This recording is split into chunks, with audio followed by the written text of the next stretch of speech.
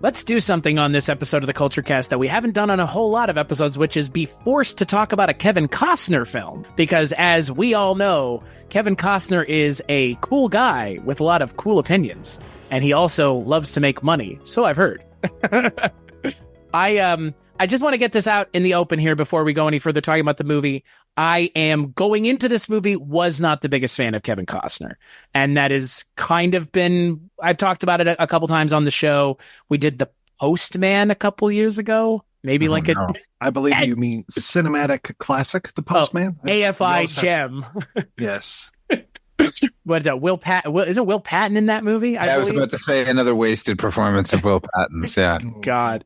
But yeah, before we kind of talk about what we're going to be talking about in this episode of the Kulturecast, The Untouchables, which is the first entry into Father Malone September, which will have a better name next year, I promise. We are joined by the projection booth's Mike White. I also died like a stuck Irish pig. And the aforementioned Father Malone. All right, enough of this running shit. And yes, if you can't tell on this episode of the Kulturecast, we are going to be delving into the 1987 film from Brian De Palma, The Untouchables. But before we get to the movie, before we talk about the movie broadly, I want to go between the two of y'all because I've already made it clear. How do y'all feel about Mr. Costner?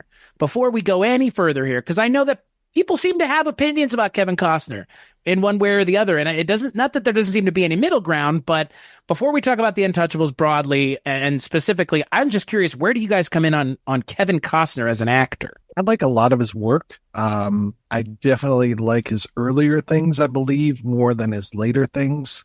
There are some execrable films that he's been in, though I don't know if it's been horrible performances or just bad films. I personally think that the film Dragonfly is one of the worst movies that's ever been made. A Perfect World. Good call. Thank you. A Perfect World. Also not a big fan of that one at all. Yeah, he is very hit or miss for me. I love things like Silverado. I love JFK. I kind of like the Boy Scout thing that he does sometimes. And then even seeing him as an anti-hero with stuff like Waterworld, I really like Waterworld. I shouldn't make fun of The Postman because I haven't actually sat down and watched all 3 hours of it. But yeah, you have our permission to make fun of The Postman. You don't need to watch a 3-hour movie to know it's not worth watching. Well, as far as his politics and stuff, I have no idea what he's up to. Luckily, it sounds like I shouldn't know what he's up to. So yeah, I'm not happy that he had Horizon fail. I thought that would have been nice for him to have a whole trilogy of Westerns. And yeah, I am pretty ambivalent about Mr. Costner's stuff. I like Kevin Costner in the right role. I liked him in Fandango quite a bit, and he's a little harder edged in that one than usual. He's great in No Way Out. Like the Boy Scout thing that he does, like, comes in handy there because, spoilers, he's the villain. I think for me, my opinion of him changed right around with Dances with Wolves, where it was one of the worst movies I had ever seen up to that point, and it was nothing but accolades and riches like heaped upon him. And at that point, he kind of became the megamaniacal boy next door, you know. And I wasn't a big fan of a lot of his output in the 90s, although there are occasional things here and there. Like when he's doing his Kevin Costner thing, he's doing it better than anybody. And I think this to me is my favorite performance of his. This is my favorite film of his. But yeah, like JFK is fucking great, man. He's really good in it too. Like, but I don't know. And like you, Mike, I know nothing about him beyond the film persona. Don't want to. Don't care. It's got to be the right movie, and I will fucking love him in it. And if it's not, or he's wrong in it, then things like 3,000 Miles to Graceland, not a big fan of. But then you come to, going back to his comedies in those early days, I thought Bull Durham was fantastic. But then I've never seen Field of Dreams. It's like I'm very hit or miss with what I've seen of his, what I haven't. I like Robin Hood, Prince of Thieves, but not for him. I like because of Alan Rickman. So, yeah, it's interesting. I think you're right as far as once Dances with Wolves comes out, it's very spotty afterwards. Like JFK is up there, but then like Wyatt Earp, I was just not a big fan of. So yeah, what do you think, Chris? What's your opinion? Wait, let me throw one more thing in. I really loved him as Pa Kent. He was my.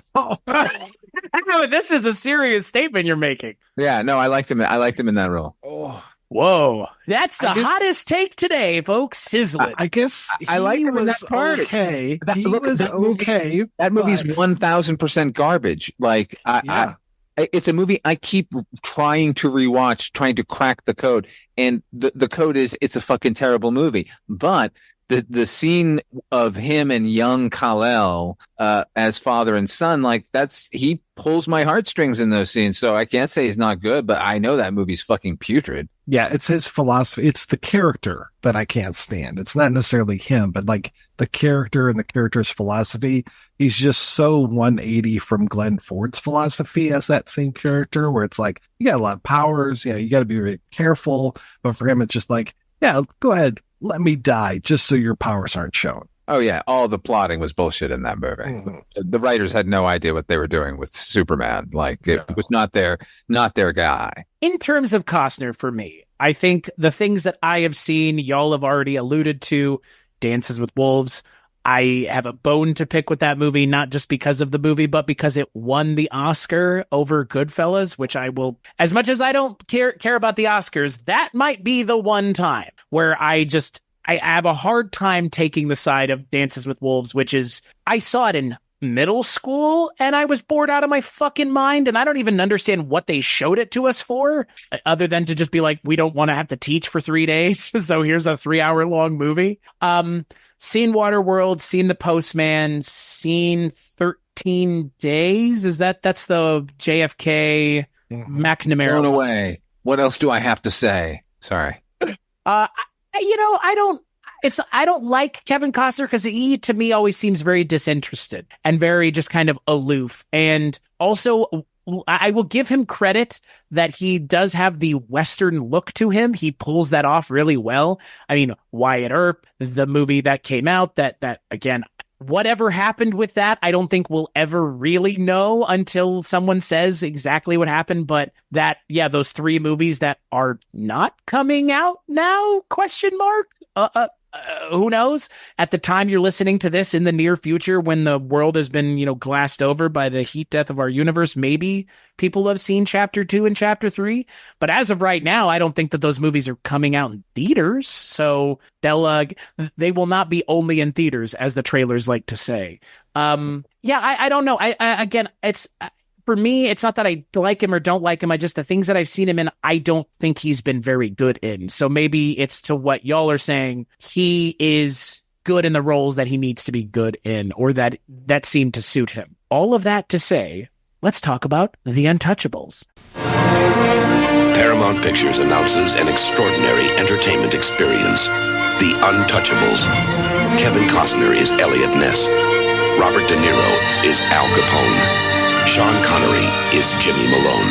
A story of good and evil, honor and betrayal, corruption and courage. The Untouchables. So the film is directed, like I had already mentioned, by Brian De Palma, with a screenplay by, of all people, David Mamet, based on the book of the same name by Eliot Ness and Oscar Fraley. Stars the aforementioned Kevin Costner, Andy Garcia, Robert De Niro, Sean Connery, Charles Martin Smith, and the film is about Eliot Ness, played by Kevin Costner, and his task in taking down Al Capone in the 1930s of Chicago. We will be spoiling the movie. Obviously, it came out in 1987. If you haven't seen it at this point, then you're just me or someone similar to me. So I'm going to kick it to Father Malone first. Father Malone, first question, why did you pick this movie? And secondly, what did you think when you saw it the first time? And what did you think revisiting it for the Kulturecast now? You and I were talking about movies that you hadn't seen, and this is a Brian De Palma film you hadn't seen, and it seemed absolutely criminal to me that this seemed like an opportunity to right some wrongs in your film history. So this is a pretty great one. And you and I actually became friends because of Brian De Palma. So it's only right that you should see one of his masterpieces that isn't from him. Like when we talk Brian De Palma, usually it's one of his thrillers, and that, generated from him. But this is one of his director for hire things here. But if you're going to be a director for hire, that you might want to have David Mamet write your screenplay and have this fucking cast assembled. Jesus Christ. And to be fair, for everyone listening, we became friends because of our shared love of Mission to Mars. So just so everybody understands, that's the movie that Father Malone and I bonded over. That is his first best mission film, Mission Impossible being a distant second. Distant. God. We should all go to cinematic hell for these statements being made. Okay, listen, I gotta, this is one of these formative movies for me too. It's another reason I chose it. So I gotta say, in 1987, I was 14 years old. I was in, 13? I don't know. I was in 8th grade, basically, in the spring of that year. And this movie came out in June. And I know that because, it's great growing up in a climate that has snow days when it comes to school. But if you have too many of those snow days, you have to make them up at the end of the year, which sucks. And this was one of those years.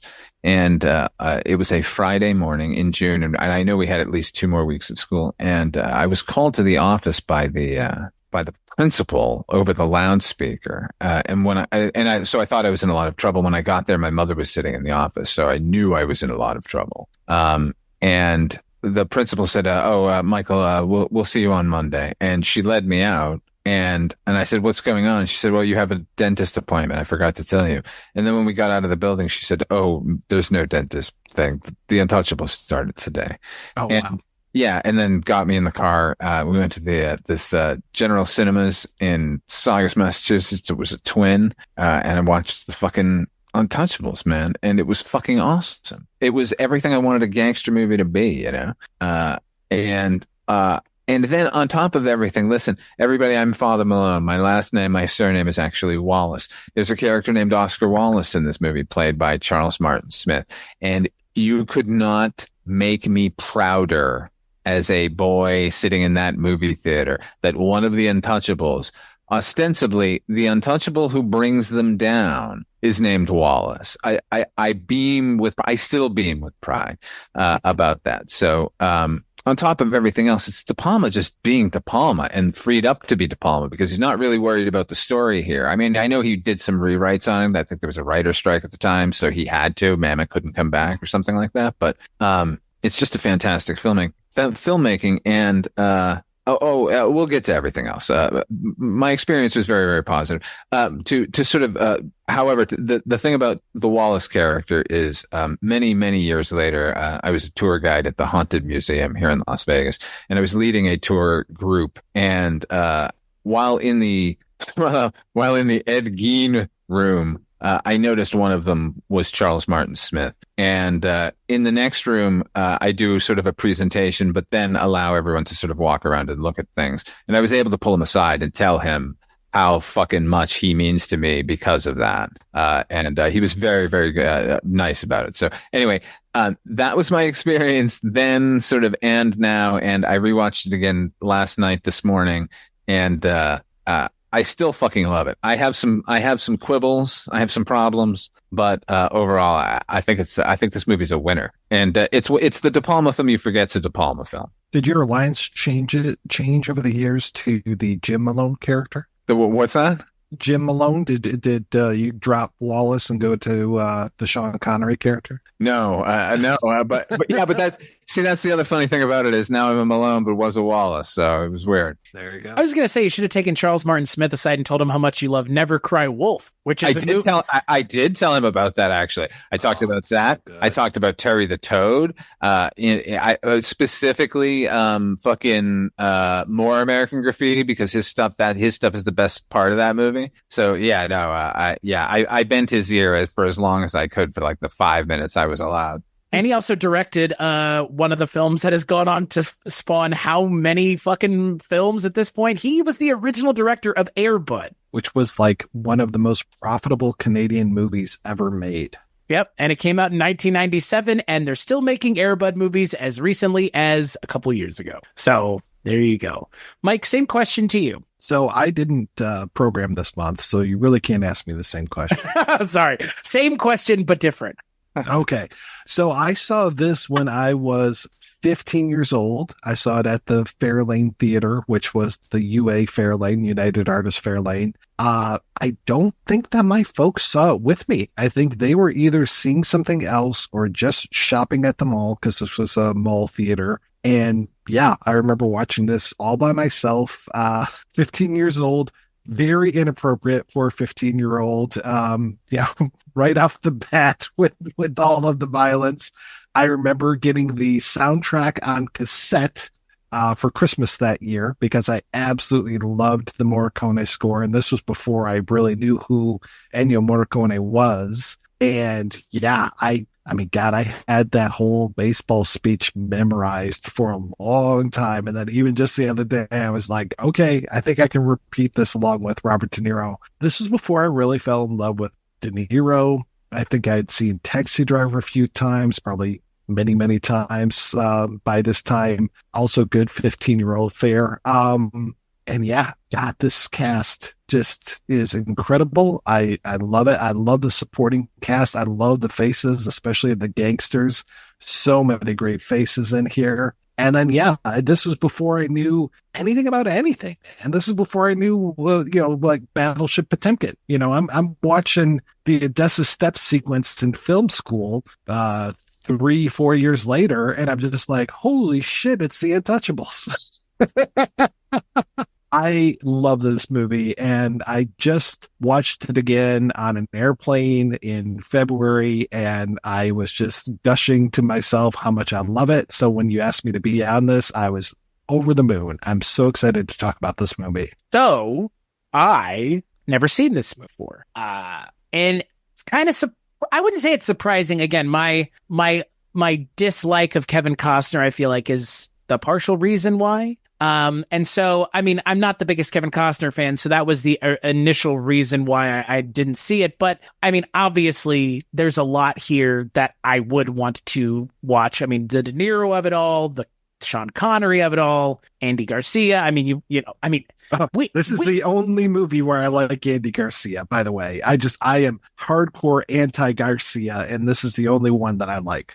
What about, and this is the real shame, and I'm disappointed in both of you, because the last time the three of us did a non-Kulturecast thing together, we talked about Sheriff J.W. Pepper, for fuck's sake, just being in this movie. He's so good in this. For no reason. It's amazing. Yeah, yes. Not given any overtly racist things to say, thankfully.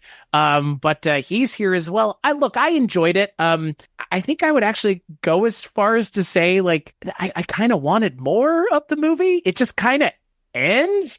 It's a very anticlimactic movie. And I'm not saying that when we talk about the one scene that I think the movie, and you've already alluded to it, Mike, the one scene that the movie's kind of known for, that scene's great. But like, I was expecting a lot more of the movie. I was expecting more movie, and it just kind of ends, and I was like, "What? Oh!" And it's just over now. Okay, like obviously it's based off of true life events, so we're not going to have Al Capone flying, very loosely. Right. Yeah, we're not going to. Frank Nitti did not die being thrown off of a car. He took over Capone's. I mean, this whole thing is fiction. Right. Yeah. So, and I say, Al Capone wasn't flying over Chicago in a dirigible, but May as well be. You might as, at this point, like, that's the problem. And you've both already alluded to it. Yeah. In doing the research for this episode, this is based on true events. Heavily based on is capitalized here. And I kind of was expecting more for a movie that is just based on events. Like, I was expecting it to do more if it's not trying to hold itself to the reality of the situation. Because just doing the cursory research, it's like so much of this is just not at all what happened. And look, it's being dramatized for entertainment, but you could have gone a little further, is what I'm saying. All that being said, I enjoyed it immensely. It's a very specific kind of movie set in a very specific time and place. And, I think I am in an agreement with y'all. Before we go any further, I think this might be the best thing I've seen Kevin Costner in. And I think that this role suits him because we don't get to see him be unfrozen until the last line of the movie. And I mean, it works. I actually think he's really good in this movie. And so is Sean Connery. Sean Connery in this movie, I'm sure we'll talk about it a lot, but Sean Connery he's a fucking trip in this movie. Let's just put it that way. He's a lot, but his character's meant to be a lot. I'm glad I watched it. I enjoyed it immensely. So I will say to start the conversation in kind of an interesting direction, Sean Connery winning Academy Award. Speaking of the Academy Award of it all, him winning the Academy Award for this movie is pretty wild, right? Well, for me, it's that he won for supporting because you look at things like Judi Dench walking on for 5 minutes in Shakespeare in Love. I think that's one of the most notorious ones as far as like she won an Oscar for that 5-minute performance. And then you come to Sean Connery and he's on screen maybe more than Kevin Costner is. He has very specific scenes where he is the only one of the 4 main leads on screen, especially him kicking the shit out of his boss, the chief of police. I love that sequence, and especially the lighting when it comes to that, the red and the blue that's going on. I mean, the Palma, man. Yes, the Palma's just the man. I mean, to start with that overhead shot and the way we come down in there, and like like the not only that, diopters. Not only that first shot looking down, he uses the Art Deco square on the floor to frame the subtitles to let us know that this is the time of the gang lords. It is beautiful.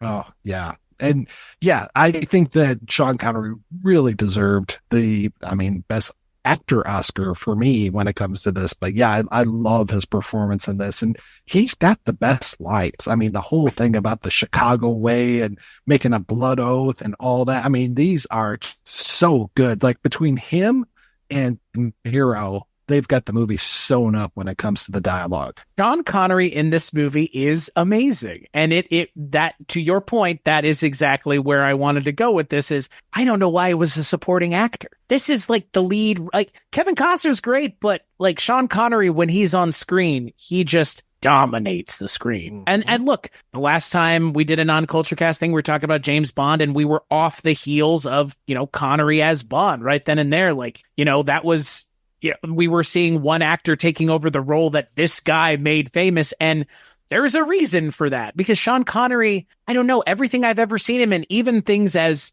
I'm not going to say bad because I don't think it's a bad movie, but I think as all over the place as something like Zardoz is, it's still a movie worth watching because he's in it. And I think that, with someone like Sean Connery, unless we're talking about maybe Darby O'Gill and The Little People, I would say that most things Sean Connery is in are worth watching because he's in it. Even something like League of Extraordinary Gentlemen, which I know rightfully dumped upon. I don't think it's really as bad of a movie as everybody seems to think it is, but he's not bad in it. And it's effectively, other than that skateboarding veterinarian movie that he voiced, it's his last role, which I will never miss an opportunity to bring that up when talking about Sean Connery. My God. Well, he's rarely bad in the things that he is in. I think he couldn't have won as Best Actor because then they would actually have to consider his accent. Because it's a Scottish accent and not an Irish accent. A little bit, yeah. If he can be a stuffed stuffed Egyptian peacock in Highlander, I'm okay with him having a Scottish accent instead of an Irish. I am too, as a supporting character. That's fair. I get it. That's fair. He's really good, though. He's fantastic. Look, here's the thing, though. As great as his performance is, the part is fucking fantastic. Right. Like, it's a well-written part, obviously. Oh, God, yeah. For me, the whole movie really comes together as a whole in the sequence when they're in the cabin. And they're waiting, both when they're waiting for the guys to cross the bridge from Canada and also in the subsequent after they've crossed the bridge. Because you get that moment of Connery checking in with everybody. When he goes over to Andy Garcia, he's like, you already checked that gun? Well, then quit doing it. And he goes over to Charles Martin Smith. He's like, oh, you're cold? Well, stamp your feet. As a beat cop, I know this stuff. And he's like checking in with everybody. And then when Costner ends up having to shoot the guy, and he's really upset. Ness really hasn't had to murder anyone or, kill or shoot anybody at all yet. And he has to like, hey, you're going to go home after this job. That's a good day. That's rule number one of police work. And I just love how he's got the little rules and stuff that he's doing, that whole here endeth the lesson kind of thing. And then when he goes fucking crazy and is counting to 3 with that corpse with the gun in his mouth, I'm just like, this is amazing. Like everything in that whole sequence, it could just be that, and I would be happy. It reminded, and I just rewatched it a week and a half ago. It was the Scar scene in Jaws in this movie. That's what it reminded me of. It's like the moment where everything just kind of takes a pause for a second. We know that like shit is about to hit the fan. The movie has made that very clear, but let's take a momentary pause and do the thing that, look, one of my favorite writers, period, does, David Mamet. I mean, he wrote one of my favorite movies, Glengarry Glen Ross. I mean, he just does that better than anybody, really. Like, or he does it as good as the best, which he's, I think, up there with the best. I mean, his ability to have characters interact with each other in a believable and engaging way is, I don't know, it's not something to be taken for granted. And when it's put in a movie like this, it gives the time for the movie to breathe, which a movie like this, other directors and writers may not have done that. They may have wanted to just have, I wouldn't say action scenes, because this movie doesn't have action scenes per se. Scenes of tension, I think, are a better way of putting it. But other writers might not have given these characters a time to kind of interact with each other the way that Mamet does. And I appreciate that, because I think it does help flesh out the characters and make them more interesting and likable and relatable, I think. I think this is Mamet's most accessible work. Okay. I think this is one of the few cases I can think of where he really is a for-hire guy like De Palma. Yeah. Art Linson just said, hey, do you want to write The Untouchables? It's not based on the series. We're going to base it on the original guys, and we want it to be gritty. You want to do it. And so it isn't necessarily bound by the Mamet kind of speech patterns here. And even if the script was written in that way, you can tell that either De Palma or the actors have thrown that all out. So because the dialogue here is completely and totally natural, even while being as stylized as it is, because nobody actually speaks this cool. The only real stylized dialogue for me is a lot of what Eliot Ness says when he's just like, I beheld what I didn't want, and I blah, blah, blah, blah, blah. I'm like, okay, that's pretty poetic there. But yeah, the rest of it, I'm just like, okay, yeah, this works. But for his character, I think that works perfectly. He would, I think in moments of stress, Eliot Ness would sort of lapse into a more poetry, at least this version of Eliot Ness. We were saying earlier about this being based on the true events. Like, I think it's laughable that it's based on that book, because I've read that book, there's not a scene from this movie in that book. Like I think they mention the which might be apocryphal, the baseball bat scene in that thing. They mentioned that may have happened, that Capone beat a bunch of and cohorts beat a bunch of guys to death with baseball bats, but very little else came out. Like, none of the character names are the same. The Untouchables as a unit, there was like 12 of them. There's not even half as many in the movie. Right. No, which is smart and economical from a screenwriting point of view. Like, because he's able to flesh out 4 characters with 12 of them. Just like, who's this? What? It'd be like Buckaroo Banzai. It's like, well, there's another interesting guy. I wish we were following him for a little while. Right. I'm glad you said Buckaroo Banzai, not The Hobbit, because that was the next example I was going to use. They're all the same. They're all Italian-American or Irish-American. All right. Well, the thing I like is I love a good building the team sequence. And, like, of course, the classic is the Dirty Dozen, where you're just like, okay, I think the first third of the movie is building the team. But here it's just like, Charles Martin Smith shows up in his office, in his chair, and he's just like, what the fuck are you doing? Like, the way that he approaches him. And then Charles Martin Smith immediately is like, we could get this guy on for tax evasion. And he's just like, yeah. And like leaves the office. And I'm like, okay, well, there's one. The way that he meets Malone is another fantastic scene, especially when he's littering. And then you get the whole thing of like, oh, you want to make a difference in this city kind of thing. And then Andy Garcia, again, what a great thing, especially that they try out the one guy, they try out the redhead guy, and he's just a complete moron. And I love Connery's like, well, there's the next chief of police, and then bring out Garcia and then just start throwing those racial slurs at him. I'm just like, yes, this is great. And when he goes, oh, I like him, I'm just like, yes, like, again, wonderful scenes. I just love the way these come together. Yeah, Mike, you mentioned you're not that hot on Mr. Garcia. I run hot and cold on him. Like, he can be a lot, but here it's as sweet as he's ever been as a character. Like, he seems like a very genuine, genial guy here. I think this is his best performance. It's when I think of Andy Garcia, and if I'm thinking fondly, it's this part and this scene in particular, like, because it does get that violent that quickly, but he's always so in control and sort of smiling in a way, like bemused. So yeah, I just want to throw that out there. Yeah. Well, when they have the scene where poor Patricia Clarkson, she just like drives out of the movie for quite a while. But when there's a threat against Ness's family and, it's like, oh, this guy was sent by Stone. I'm like, okay. And then you find out that this other guy was Malone's cousin. I'm just like, this is great. I love that they have this camaraderie and you just trust them. And that's the thing with George Stone that I love so much, is just like, he's so solid and you're just like, oh, if he says he's going to do something, he's going to do it. He just seems like the most honest person who's not Eliot Ness. But old Patricia Clarkson, all I can think of when I think of her, Father Malone, is mute witness to murder. You remember that? You remember that? That's right. Yeah. Yeah. Yeah. She's good in that. She's good in everything. This is her first. It's her usage in this movie reminds me a lot of early Steven Seagal movies where he has like a love interest or a family member that just has to go away for 2/3 of the movie. It's like, I don't think that there's no stakes here when they just have to leave. Like, and it's kind of a shame because, yeah, her chemistry with Costner is great. I actually like the two of them a lot on screen. It's just, there's not enough of it. I mean, again, like there feels like there's 30-40 minutes of this movie just kind of missing.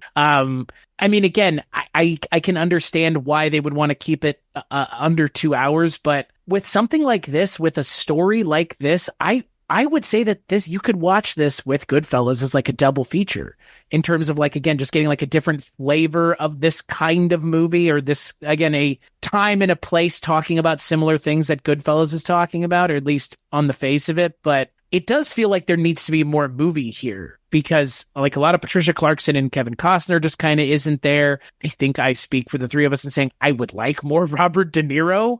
He's in a lot of ways like, he's being used like Hopkins in Silence of the Lambs, like use him sparingly and don't have him on screen very often because he's clearly like looming large over the events of the movie, but he doesn't necessarily need to be on screen at all times. I think it's kind of a shame. Dracula effect. Or the Jaws of it all, right? Like the shark of it all. Like, don't show the shark until you need to. Like, that's fine.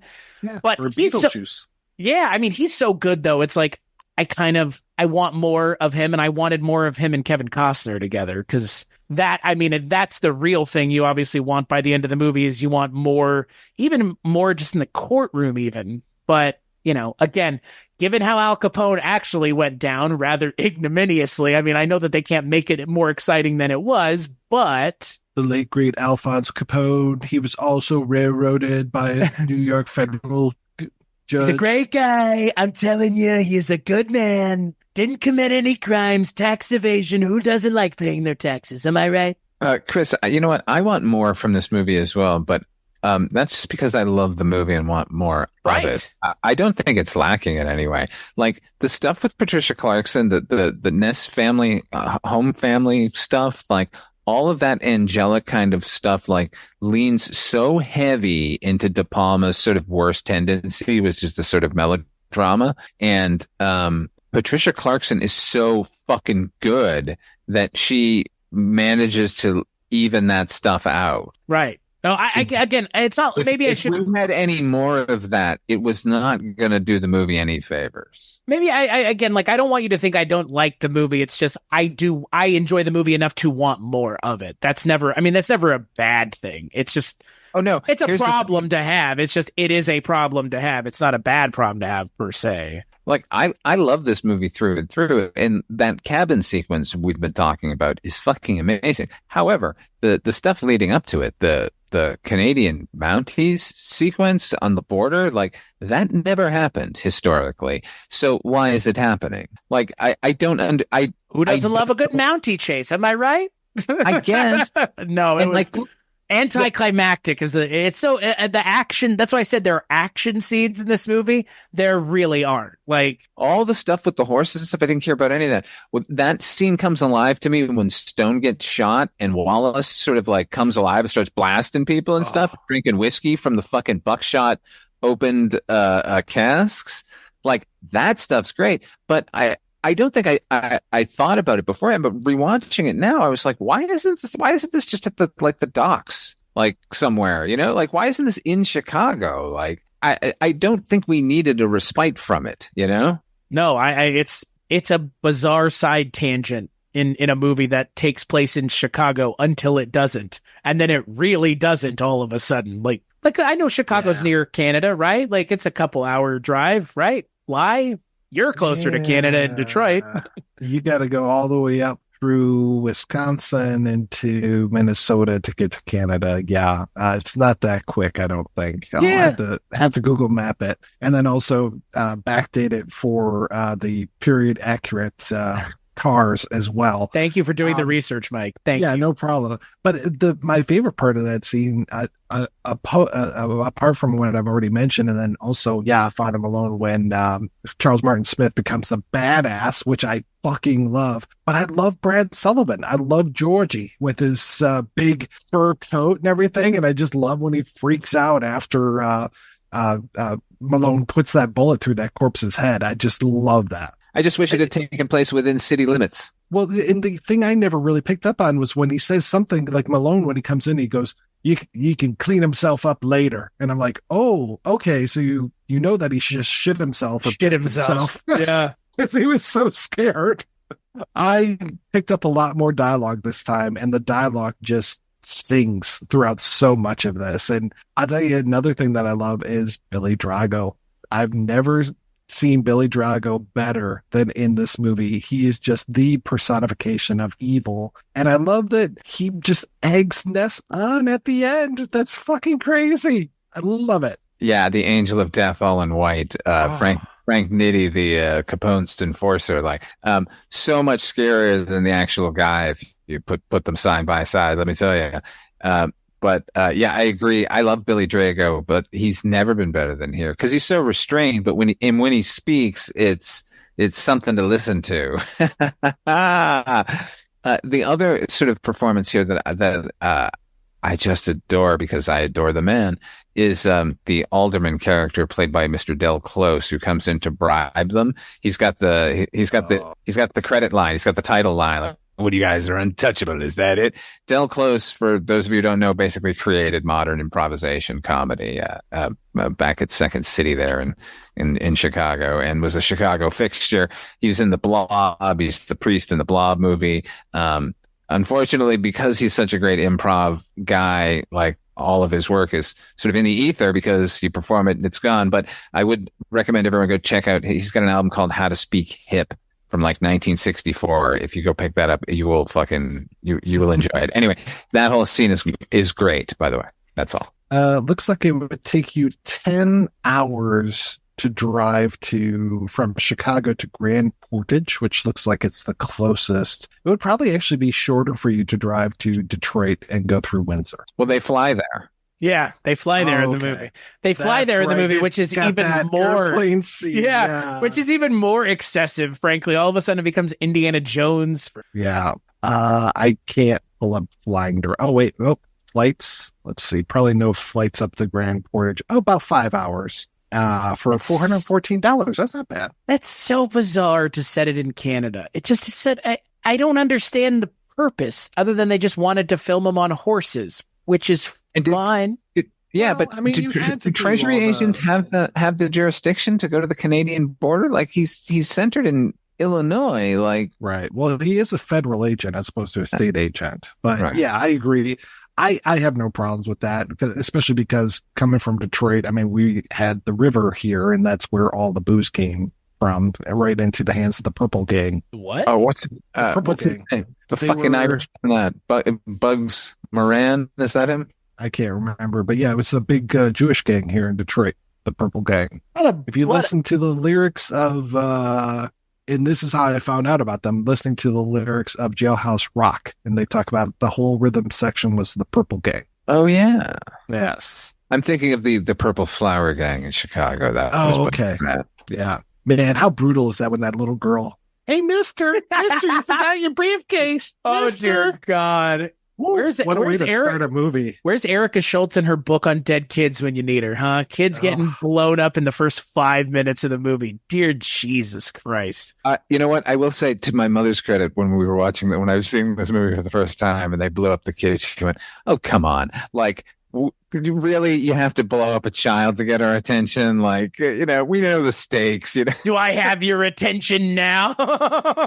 Really? Just starting out with that. So So you don't really see De Palma, going back to the Canadian border scene and kind of what you were talking about earlier, Chris, you don't tend to see a lot of action scenes. I mean, like, he would definitely have more in things like Mission Impossible and, of course, the far superior Mission to Mars. But, like, yeah, it's usually more like the slow burn thing. Right, Like those tension. things like Carrie, where you're following the rope up into the rafters and then following it over.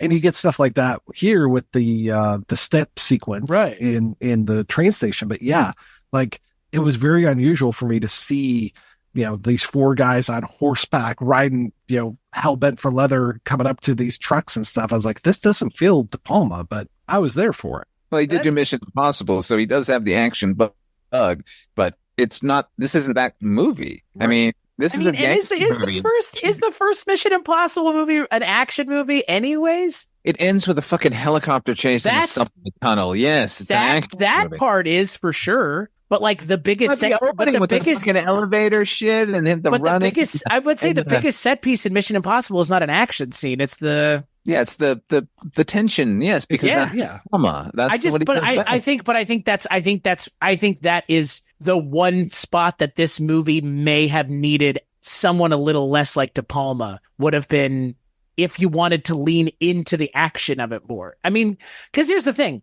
Reality being what it is, if you were to do this now, which someone totally should do this as like a TV show. I'm not saying The did Untouchables. I'm not saying the movie. I'm talking about the story of Eliot Ness. And I know that they Did did a that. TV. I know. I'm talking about now. They Not did like that. when. in my head just now. Oh, okay. Oh, wow. Because I know they did a Why- TV show in like 56, right? But I Yeah. know. Then they did another one in the '90s. 90s. Did they? I didn't realize. Yeah, that. with I know- William Forsythe was Capone in that series. Oh, okay. It was actually pretty good, honestly. I know Fuqua was talking about doing a prequel, which would Mhm. have been kind of interesting. The But, Rise of Capone. yeah. well, okay. I mean, Just watch that Tom Hardy movie. Isn't that enough? Oh, Well, yeah. the Boardwalk Empire covered a lot of that. Right. Also that. Yeah. Yeah. I guess that's the closest thing, right? Is just like let's go watch Boardwalk Empire, which is, just essentially Well, no, that's no, period no. piece Sopranos. Yeah, but that's the young Capone. Like, if you want the final boss Capone, you got to watch it here. And yeah, that's the other thing. Like, I don't want any more Capone in this movie than we've got. Like it's a perfect amount. That one face-off sequence between Capone and Ness after Wallace has been fucking murdered, man. Holy shit. By the way, when Wallace got murdered, my heart fucking fell through my feet. Like, it was so goddamn shocking. And then the ignominy of it all, to write touchable in his blood on the fucking elevator door. How dare you throw that guy off a fucking roof, Eliot Ness. I love that shot of the close-up shot of the elevator, and you see them getting in, and then the guy turns around, and you're just like, oh no. Oh Yeah. no.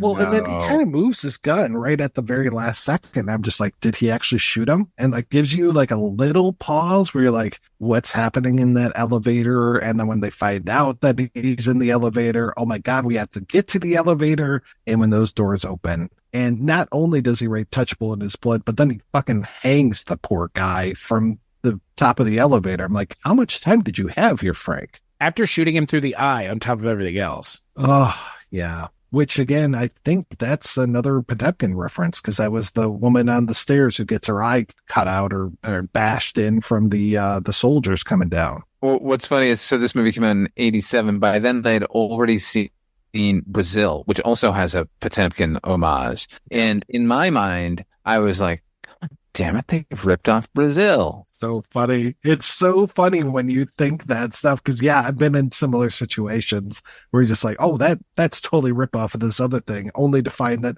everybody's drinking from the same well, and that well's like almost 100 years old. But look, I think it's a fucking great sequence. I think it's better than the Potemkin sequence. I think and it includes, I mentioned De Palma's penchant for melodrama here, that like he basically has a cherub in that. Oh yeah. In that thing, like the most angelic child, unbothered by the fireworks going around him. I believe a bullet goes through that pram at one point, and the baby's still smiling, which is a nice change from any other a filmmaker who would cut to baby crying because things are bad right now. Like it was a weird juxtaposition. I'm talking myself out of the melodrama of it all. Like now I think the baby is an integral part of this scene. I take it back. Well, that wonderful moment when the camera's coming down the stairs and like the sailor stands up only to be shot down almost immediately. And I'm just thinking, like, it felt so similar to the end sequence in Blowout, where they're in the train station there, and then they're all the Navy guys, all the sailors that are there, and I'm like, oh, these are the same sailors, but just so many years earlier, I guess. But I love the violence of it, and I swear that John Woo must have been influenced by this movie, because Andy Garcia running in slow motion with the two guns. And when he's just got that perfect shot of the one guy, and he's just like, got him, and it's just like, he doesn't even say anything. I think just it's Costner says, take him. And you get all the gore. Oh, the gore on the marble wall is so great. I like that scene a fair amount. I mean, I remember seeing the parody of it in Naked Gun 33 1/3. Oh. Was it in that one, or was it The Smell of Fear? Wait, isn't that the same movie? No, is the second one The Smell of Fear? That was 2.5. No, I think it's in the last one, because I think it takes place at the Oscars, and that's where it takes place. I want to say. I just remember it's Frank's dream at the beginning. Right. Okay. Just more and more people. But I think by that time he's hooked up with Priscilla Presley, so that's why I was saying it might be the second one. Yeah, but that's the only time I'd ever seen that scene, and so I mean, look, it's kind of it's the scene that the movie's known for, and I mean, it's really well done, it's really well shot. I love the amount of tension that is built leading up to it, where you have Costner sitting and looking at the clock, and then looking at the door, and then looking at the stairs, and watching the world's slowest mother take her baby up the stairs. It's like, oh my God, it's horrifying to watch that woman drag her baby up the stairs, because you know where it's going, but as you watch it happen, you're just sitting there with Kevin Costner going, oh Jesus, oh Jesus, oh, and it's like the tension just keeps building. And while, like we've alluded to, Brian De Palma may have been the director for hire here, there are some scenes in this movie that he really knocks out of the park, because he's the only one who could do them that well.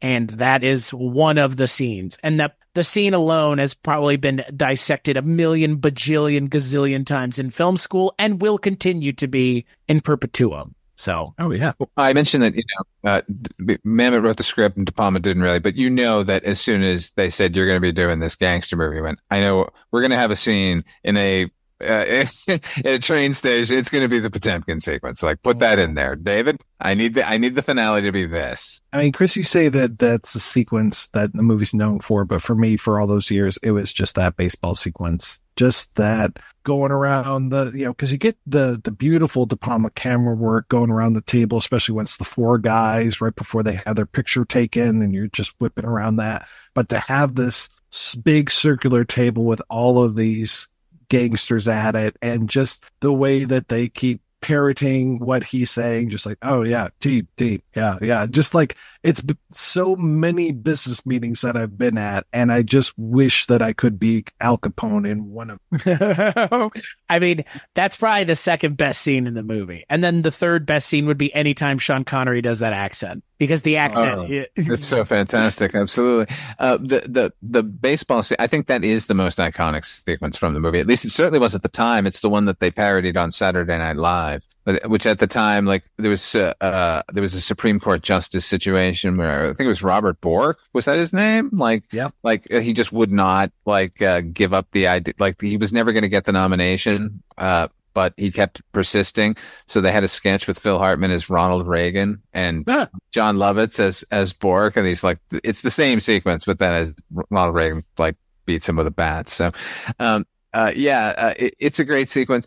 My other favorite sequence in the movie, aside of the ones you two mentioned, is another one that you mentioned earlier, Mike. It's when Malone goes to get the information from his captain. These two old fucking Irish fucking donkeys just kicking the shit out of each other. There's so much history. These guys have maybe 6 lines amongst each other.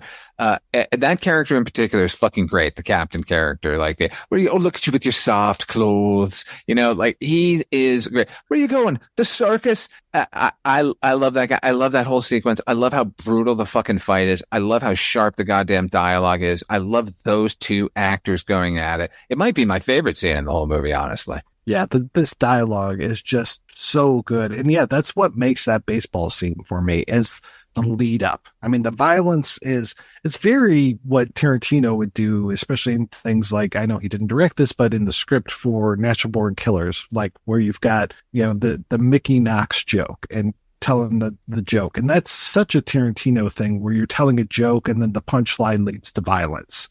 And this one, it's not a punchline, but it's just so unexpected. And just that buildup of, like, the whole thing of, like, what is a team? Okay, when you're at the, man stands at a plate, it's the time for what? Individual achievement. And then he starts talking about, but when you're out in the field, then we all have to be working together. It just keeps going on and on about this. And just every single line when he says, like, Babe Ruth, Ty Cobb, what have you. And I'm like, oh, and this is, what we forget is there were a lot of years where De Niro and De Palma weren't working together, but there were a lot of years where they were working together. Those early days when they were both really hungry, and you get things like Hi Mom and Greetings. And then you go all the way to this point. So many years later, both men have taken such different paths, and then they come back together with this. And you got fucking De Niro contacting the original tailor for Capone. You got him wearing fucking silk underwear, so he knows how Capone felt when he was in these drawers.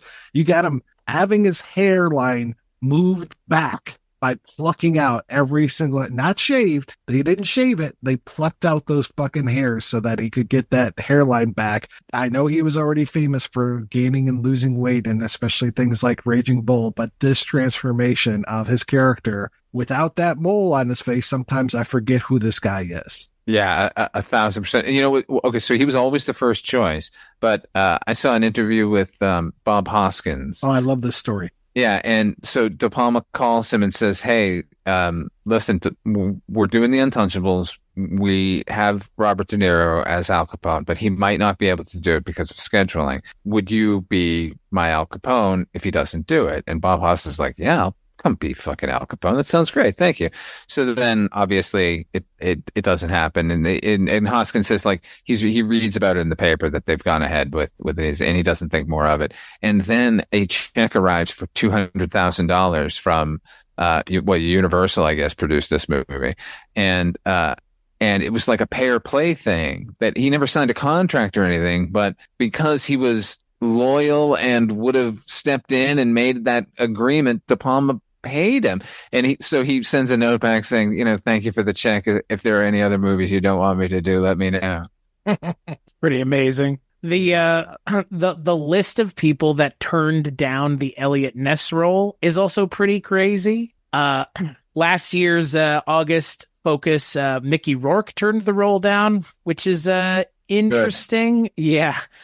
Jeff Bridges, William Hurt, who I've already mentioned, Michael Douglas, and then the one that I guess look, I think if you had gotten this actor in the movie, sure, it probably would have been different. But Harrison Ford as Eliot Ness, it would have elevated the project a lot more. In 1980, Harrison Ford, I think I could have seen doing it. Like, yeah, 87. I'm not sure. This would have been like Mosquito Coast. Harrison Ford. Or maybe Witness. I think might have been more contemporary. It was Witness. Yeah, I could see Jeff Bridges doing this role. I could see that sincerity, especially, but again, like Winter Kills was what, 77 and this was 87. I don't know if at the same, well, I guess this was probably Baker Boy's time for him. So I guess he could do it, but I think Costner is actually really perfect for this role. Like I said, he exudes this, or can exude this, Boy Scout-ness. It's the same thing why I like Jim Garrison. It's just like, I'm going to do what's right and damn be all consequences. I will be on this quest. And that's the thing I like about the structure of this movie is it starts with Capone, and it starts with this guy, basically the new sheriff in town, coming in, forms his team. He puts Capone away. That's it. Movie's over. And by that time also, half of his team is dead. So when he says goodbye to Stone, you're like, he's probably never going to see this guy ever again in his life. And, he's ready to go off with Patricia Clarkson to whatever new adventures he and the little girl and his new baby boy, wherever they're going to take him, hopefully to someplace very quiet. The Untouchables 2, you don't want to see that? No, 'cause there was no, they made a television movie that was a sequel to the original series. That Ness had one other famous case. He was a serial killer case or anything. So, like, there's no part 2 to this story necessarily. Right. Plus, that's when Capone breaks out of jail.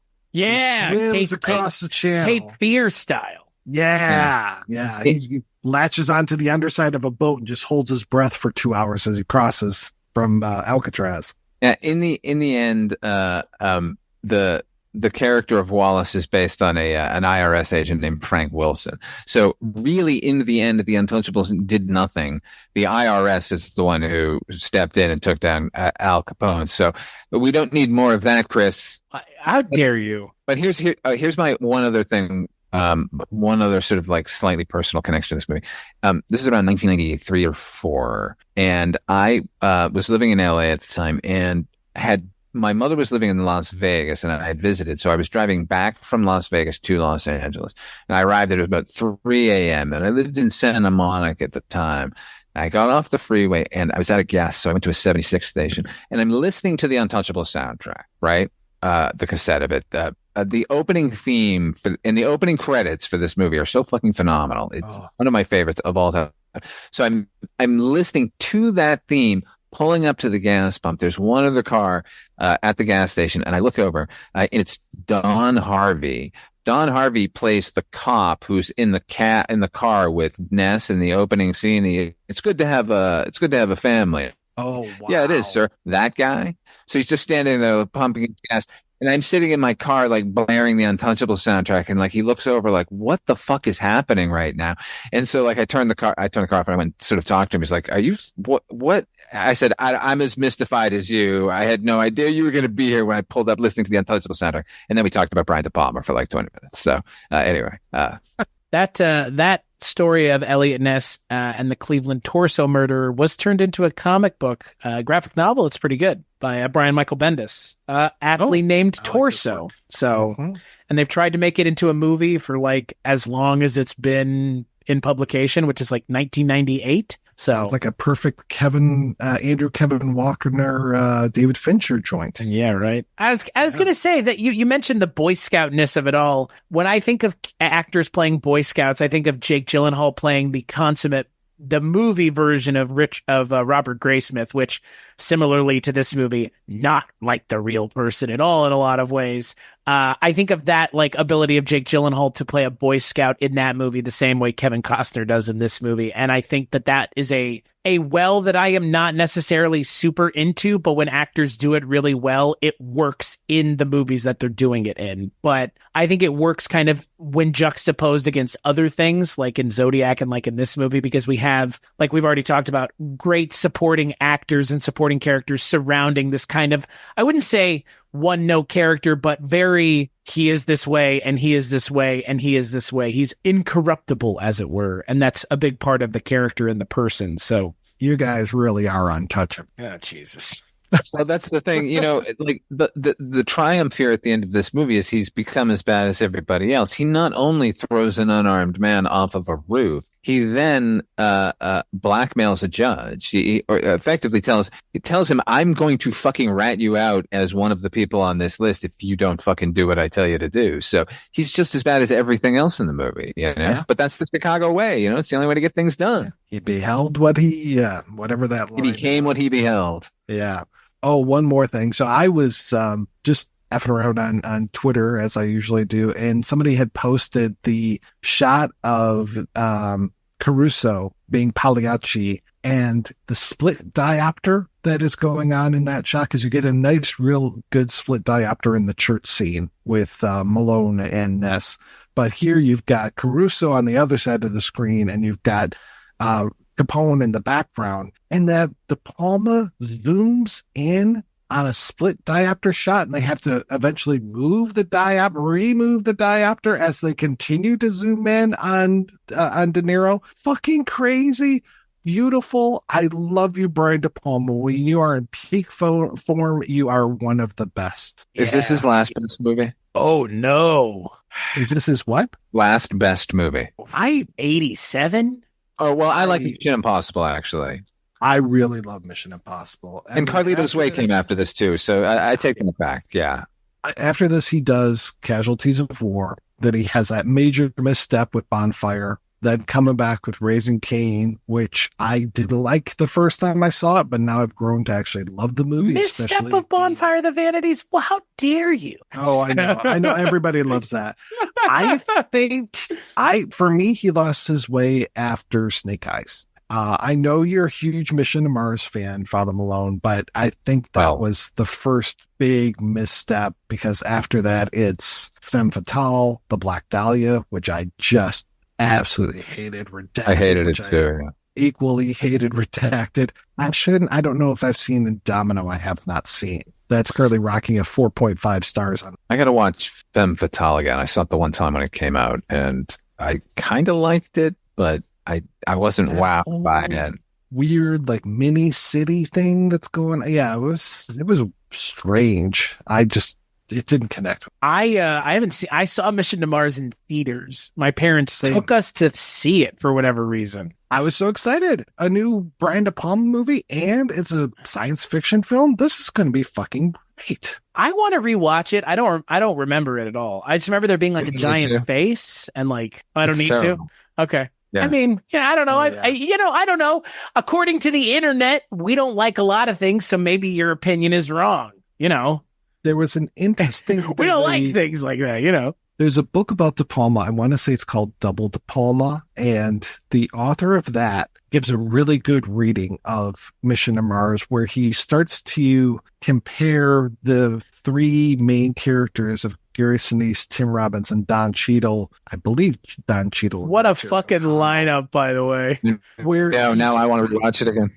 He starts comparing them to the three De Palma brothers, and just like Brian was kind of the ne'er-do-well, and then you had like the brother that he everybody loved, and then the brother that died early. And this reading, I was like, oh, this is actually this makes me want to like this movie. Then I rewatched it. No, it's still shit. It's still garbage. Father Malone.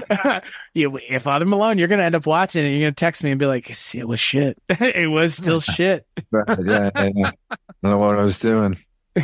Revisiting this nonsense. I don't know which is worse, that or Red Planet myself. But oh my God. Carrie Ann Moss joint in a Val Kilmer film. Yeah, I think Red Planet is worse, actually. I haven't seen They're that one. neck and neck. What is that? Was that the summer of Mars movies? Just like the couple of years earlier, It was the summer of asteroid movies. Uh-huh. Except in this scenario, they were all bad. Yes, exactly. Right. There was no Armageddon to save that. What about save us Ghosts from of Deep What about Impact. Ghosts of Mars? Wasn't that around the same time? I think it was. Oh, man. It's an interesting remake of Assault on Precinct 13, but Yeah, that's a terrible remake. What's that on a new show? yeah. I guess I would. Yeah, I haven't seen Snake Eyes, but looking at the it's so list, good. I would say Mission Impossible. Phantom Punch. Oh man, go Tyler, go Tyler, go! I mean, it's the It's a Palma. good movie, man. And Nicolas Oh. Cage is doing a really good Jimmy Cagney. You should watch the movie, man. That's so good, and the ending is fantastic because they make reference to stuff that was cut out of the movie. Like, oh man, we were in that tunnel and those waves were coming in. You're like, what? What? That's amazing. Yeah, it's really good. I didn't care for it the first time I saw it, but I really grew to love that movie. Is Wise Guys worth watching? No, God damn it. I really wish it was, but it is so just not funny. I don't know if there's a version of it out there that is funny, but what they released in Impossible. theaters, it was And just, and he's not doing bad. anything with the camera to like compensate for anything. He's just No. shooting. He's hoping the comedy is working with the people in front of the camera, but it is not. yeah, he bet on the wrong horses with that one. It's too bad. Yeah, you guys are asking the question. I haven't seen Snake Eyes, but Mission Impossible seems to me to be, outside of possibly one later movie, the last thing of his that, because Black Dahlia is just, Ugh. oh dear God, it's like an What a affront. good book and horrible adaptation. And I've read screenplays that were adapted from the book, and they were much better than we saw. It's the movie I that, could not was think it that movie. Josh Hartnett? Yeah, I love Josh Hartnett. but Yeah, he's that- great. Yeah, Oh. but like, what's her name? Like, okay, playing Elizabeth Short in the film is what's her name? Mia Kirshner. Kirshner, right? Okay, so she's the Dahlia. They have cast as her doppelganger. What's her name? The fucking boxing girl. Hilary Swank. Hilary Swank. Yeah. Oh, when and she talks about if how... you put they would be it'd be indistinguishable, right? Yeah. Okay. Yeah, because she is That's the whole definitely- basis of the movie. She is definitely as beautiful as Mia Kirshner. Wow. Big Girls Don't Cry, or whatever the hell the name of that movie was. I can't Boys tell Don't them Cry. apart. Boys I'm Don't trying Cry. to sort them out of my mind. Big Girls Don't Cry is a Frankie Valli song. Oh God. I guess I don't think, when I think of Brian De Palma, I do think of a certain time and a place of De Palma, kind of like with Scorsese. Like, and I know that'll really ruffle some feathers with people, but like, I don't like a lot of Scorsese's like later stuff either. So, I think So I'm negative. Bunch I of know. wokesters. wokesters. The wokesters this summer on Fox. De Palma's always been kind of hit or miss. I mean, Yeah, but his hits get- are real big hits. Like, oh yeah, like Father Malone said, Phantom of the Paradise is literally one of my favorite movies. Like, oh, yeah. What do you say to that? But then you got stuff like Bonfire of the Vanities, which is an affront to everything, including the goddamn book it's based on. Yeah, I just because I read that book, that Double De Palma book, I went and watched Bonfire, and I was just like, wow, yeah, this is a real mess, and just That's a fuck. You're being diplomatic. well, just the miscasting of. I mean, even if Tom Hanks and Bruce Willis had switched spots, it might have worked a little. Man, oh man. Nope. And And we'd be another- talking about how bad Tom Hanks's British accent was. Yeah. Bruce Willis didn't even try to do it. He's like, I'm just not going to do it. Fuck it. But yeah, I think between 1972 and 84, I mean, it was definitely more hits than misses. I mean, there were some things like Obsession. It's interesting. The Fury is fucking hilarious, and I love every moment of it. But yeah, like Sisters, Phantom of the Paradise, Carrie, Dress to Kill, Blowout, Scarface, Body Double. I mean, it's just one after another after another. I think Body Double is where he runs out of personal stuff to say. I think every filmmaker kind of does that, right? And then whether or not they like it, they are kind of directors for hire, even if they're hiring themselves. You know what I mean? Like, I think once he and now he's just concentrating on, whatever comes down the pike, as it were. Yeah, well, you had that big purge between home movies and not Body Double, Dress to Kill. I mean, the Keith Gordon character is basically him in Right. Dressed to Kill. And then I can't remember. Yeah, Gordon was in front of the camera as well. If not, he was definitely at Sarah Lawrence when they were doing that. He's in it.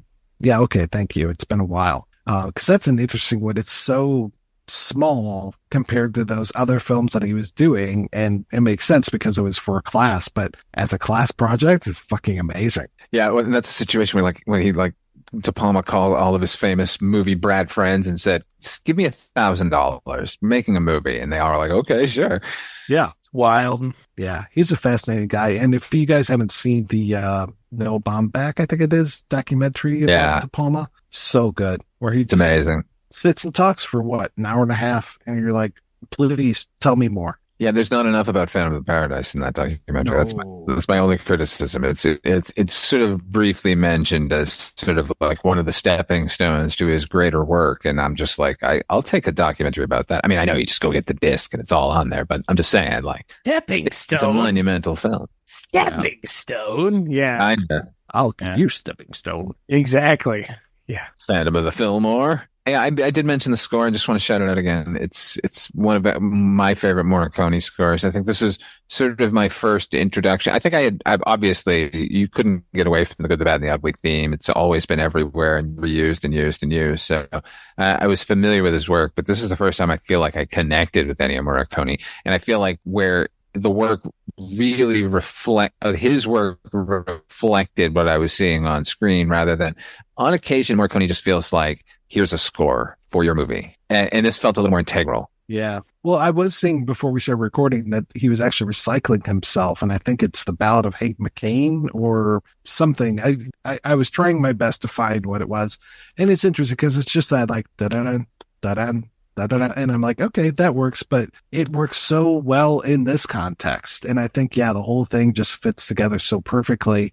And this was probably one of the first scores that I ever owned. I know, Chris, when we talked a long time ago about Ragtime, I was talking about the Randy Newman score for that. I had that on vinyl, but I had this on cassette. And I just remember listening to it in the headphones so often and just enjoying just that pounding theme. And then like that great, the big band version with that kind of. Oh my God. So spectacular. It's so good.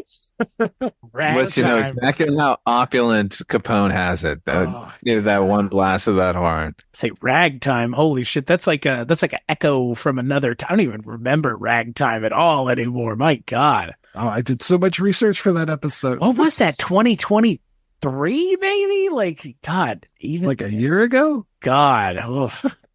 In and out, baby. 2024 has been pretty rough, y'all. Yeah, 2024 has been a hell of a year, folks. Yeah. What is it? The last couple of days have been a hell of a year. What is it? The last month's been a hell of a year? God. That was June 2nd, 2023. Wow. You could have told me it was 2019. I would have fucking believed you. God. Starting with you, Mike, and then Father Malone. Final thoughts on The Untouchables. Well, I'm just so glad that you had an opportunity to see this. If people haven't seen it, I don't know why you're listening to this episode. That's kind of a weird thing, but to each his own. And if you haven't seen it, definitely go check it out. Because this is, we keep saying De Palma, director for hire, this whole thing with Mamet, writer for hire. But you know what? Everybody comes together. This feels almost more like an old studio film. This really feels like they're throwing back to the old 20th century, Warner Brothers films with just capturing the spirit of the bad guys must be punished. This whole beautiful thing that they had. It feels like a code film, especially with those great bursts of violence. So yeah, definitely check it out. Yeah, let me go ahead and echo that. The sort of callback to the old Warner Brothers things, because I think with De Palma had already done the modern interpretation of the Warner Brothers crime films with Scarface, and he had pushed the violence in that and the grittiness and the realism to a fucking absurd level.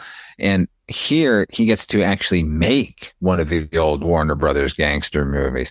So he ends up, I think, transporting a lot of that, the sort of grit, the weight, the realism, but like mercifully holds back on the rest of the violence because ultimately this is just kind of a potboiler of a movie. Like, it isn't, sort of a historical document on the way they brought down Capone, and it's not as sort of a lightweight as the old TV series that most Americans had known by then. I mean, I know I had seen it by the time I had seen this movie. It was in reruns all the time with Robert Stack as tough guy Eliot Ness and not sweet family man Eliot Ness. But I think for a late era film, particularly by this time, a lot of the filmmakers of the 1970s were stumbling all over themselves, and De Palma had his share of that. But to make this then, it's really fucking remarkable. I love this movie. I can watch it beginning to end. I keep putting it on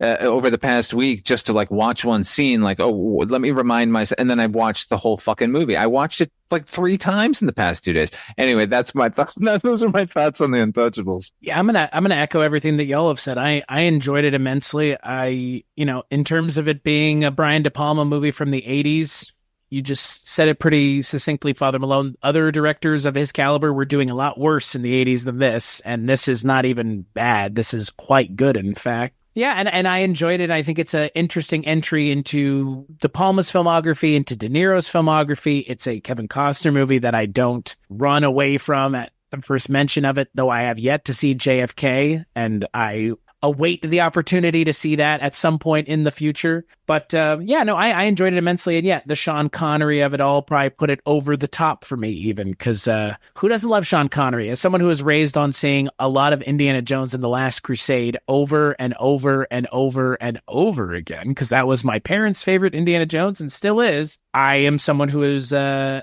big fan of Connery, and getting to see him in anything I haven't seen him in before is welcome. So yeah. On that note, we'll take a break. We'll play some ads. Not as many as Spreaker would like for us to have, apparently.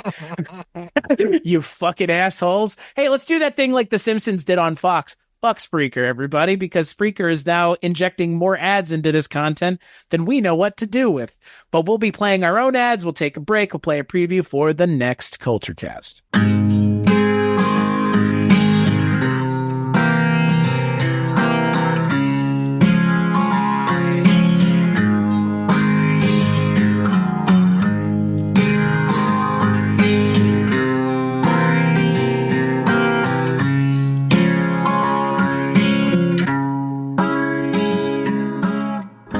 Hi, I'm Susan. And I'm Sharon. And we're the hosts of 80s TV Ladies. Check us out wherever you find your favorite podcasts. And please like and follow us on Facebook, Instagram, and Twitter at 80s TV Ladies. You can find interviews and exclusive behind-the-scenes content on all of your favorite 80s TV Ladies. 80s TV Ladies is the place to go. Please join us. 80s TV Ladies. Hi, this is HP from Noise Junkies. And this is Father Malone from Dark Destinations. Please join us as we examine one of the greatest sitcoms in television history, Taxi, on Night Mr. Walters, a Taxi podcast. Good night, Mr. Walters.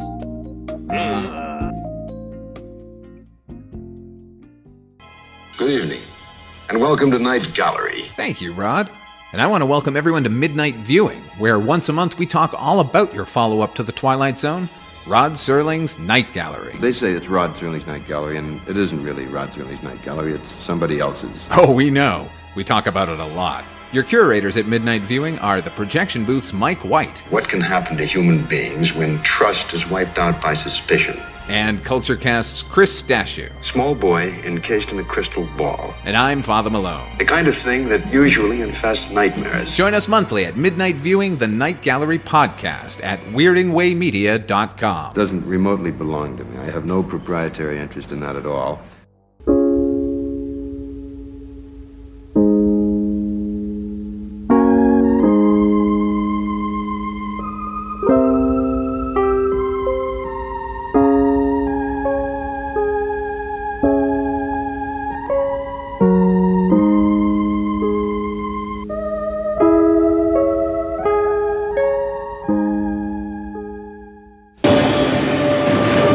the sewers of Gotham, a new villain emerges. From the rooftops, the perfect enemy comes to life. I am Catwoman. And the only one who can save this city is a creature of the night. Michael Keaton. What do you want?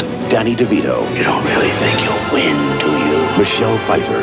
Batman Returns, June 19th. Directed by Tim Burton, rated PG-13. So right in the next Culture Cast, we're going to be talking about a movie that I was roasted on a podcast for not having ever seen. And apparently, quote, my opinion on Batman is not a valid one without ever having seen this movie.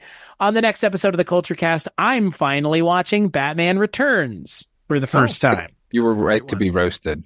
Yes, you were. Yeah, even though my opinion was my favorite Batman is Michael Keaton. Yeah, it's still invalid. You haven't seen the entire oeuvre. I guess so. No, you're. I mean, I've seen 2 of the 3. I've seen Batman and The Flash. You're right. Don't talk. Oh yeah. See that? Oh, if this was a visual medium, you could see both of their heads shaking in disgust at me. Mm-hmm. Don't do that. Well, I didn't do anything. They did it, and he cashed a pretty big fucking check for it on top of everything else. Good for him, obviously. We love Michael. And between now and then, we, the 3 of us, will also be doing a bonus episode on Beetlejuice. Speaking of Michael Keaton, I'm not going to, because we'll say it for a 3rd time when the 3rd movie comes out in 10 years. And Father Malone and Mike White will be joining me for that. Until then, where can people find you, Mike White? You can find pretty much everything that I do over at the projection booth, also over at weirdingwaymedia.com, which is the one-stop shop for all your entertainment needs.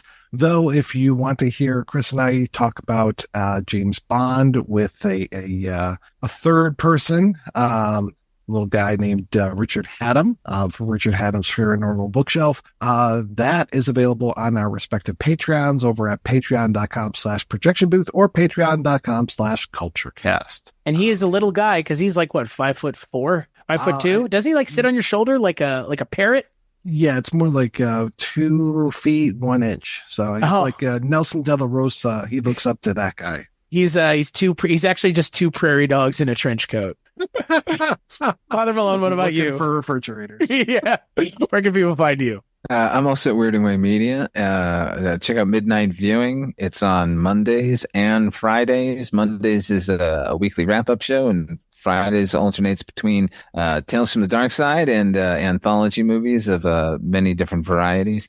You can also, I've got my Patreon. Go to patreon.com/Father Malone. You get all those episodes early and ad-free. And I'm starting a look at, for the Patreon subscribers, a look at John Logan's series, Penny Dreadful, starting very soon, actually. So we'll make sure to pass that information along to John Logan since he's tell him to watch or listen to the roundup next week, because I go real heavy on my love for Penny Dreadful, sort of in a general way. In fact, recording that episode made me want to deep dive, as it were, into every episode individually.